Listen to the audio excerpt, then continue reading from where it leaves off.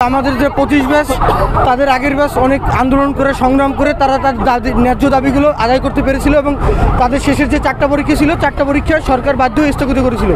আমাদের 25 ব্যাচের যারা শিক্ষার্থী আছে তারা কিন্তু জুলাই আন্দোলন থেকে শুরু করে বন্যা, ট্রাফিকের দায়িত্ব, তারপর শুরু করে সব রাষ্ট্রীয় যাবতীয় কার্যক্রমে আমরা সব কিছু থেকে অংশগ্রহণ করছি। তারপর আমাদের আমাদের যে প্রথম ফার্স্ট ইয়ারের পরে হঠাৎ করে ঘোষণা দেওয়া হয় যে আমাদের সিলেবাস নাকি শর্ট করা হয়েছে। তারপর কিছুদিন আগে শর্ট করে বলা হয় যে বঙ্গবন্ধু আমাদের সিলেবাস থেকে বাধ্য হয়। কিন্তু আমাদের দাবি হচ্ছে যে পরীক্ষাটা আর 1 মাস পিছিয়ে দেওয়া হলে ভালো হতো, কিন্তু করোনা সংক্রমণের কারণে সব জায়গায় কিন্তু করোনা সংক্রমিত হচ্ছে, কিন্তু তারা কিন্তু কোনো দাবিগুলো তারা দেখার পরেও কিন্তু তারা কিন্তু আপনার দাবি হচ্ছে একটাই যে পরীক্ষা পিছাইতে হবে। আমাদের দফা 1 দাবি। এখানে দাঁড়ানোর আজকে মানববন্ধনের কারণ হচ্ছে গিয়ে আমরা চাই আমাদের 2 মাস পরীক্ষা পেছানো হোক, কমপক্ষে 2 মাস পরীক্ষা পেছানো হোক, এবং এই দাবি নিয়ে আমরা মানববন্ধন করতেছি।